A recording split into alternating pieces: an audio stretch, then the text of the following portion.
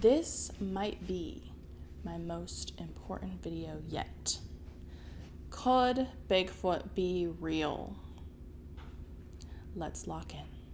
The concept of Bigfoot is that he is a large, hairy, ape-like creature that manages to evade human capture with occasional sightings from people, but is branded as a myth. There has been a lack of physical evidence to prove of its existence, but could he, she, they actually be real? The law of one material, if you don't know what it is a channeling of information from a higher level of collective consciousness that goes by Ra, which is the name of the Egyptian sun god.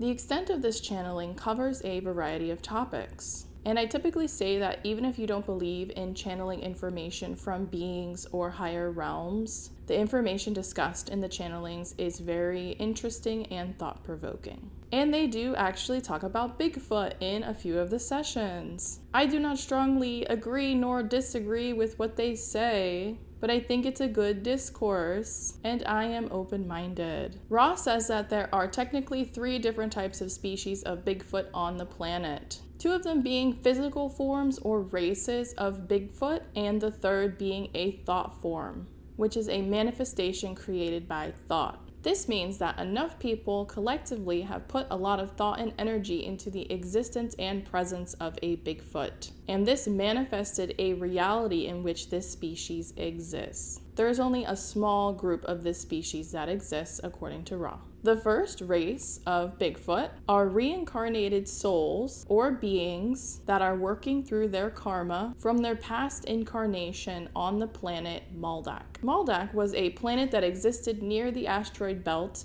but was destroyed due to its inhabitants' inclination towards warfare. They had advanced technologies and they ended up using it to destroy themselves. As a result of that, those souls had to incur karmic restitutions for their choices. They are beings that at one time were at the same level as consciousness as humans, but are essentially put into physical bodies where they cannot be dexterous or manipulative. This is so they have more time to work through these distortions of the mind that led them to destroy their planet. It is not necessarily a punishment, but a way to learn to make better choices for when they are once again able to reincarnate in a more evolved body. Maybe a human body if they choose, but there are other places they can choose to reincarnate on after they spend some time here as Bigfoot.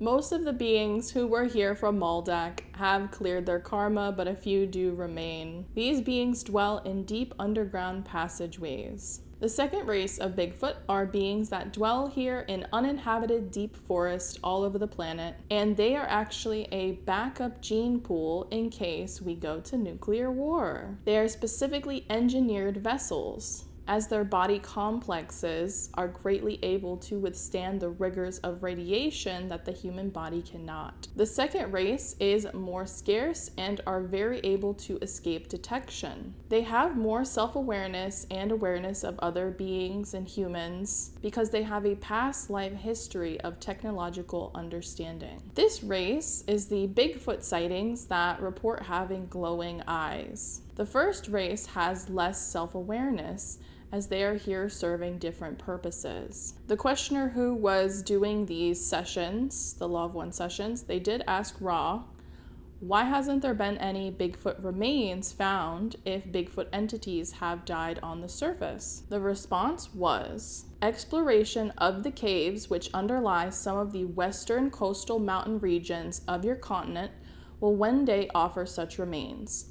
They will not be generally understood if this culture survives in its present form long enough in your time measurement for this possibility vortex to occur. I think this response is highlighting that there are essentially 2 major pathways when it comes to humanity's advancement as a species. If humanity is able to evolve its consciousness to a higher level, then we will have evolved past the desire to seek out these physical confirmations of the past. Our focus will be on other matters. When you operate at a higher level of consciousness, there isn't a need to seek out the physical evidence of the past. You have the greater understanding, knowledge, and wisdom already accessible to you, and you do not need the answers confirmed on the physical plane for what you already know.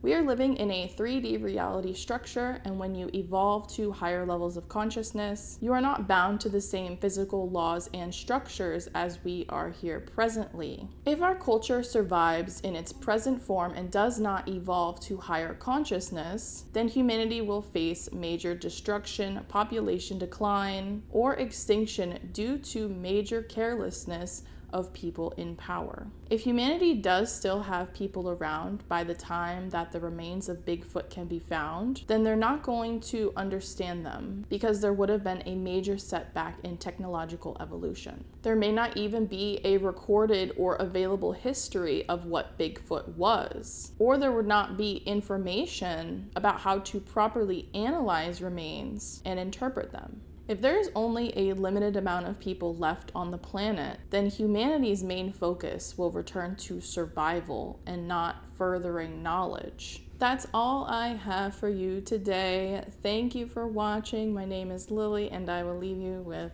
this.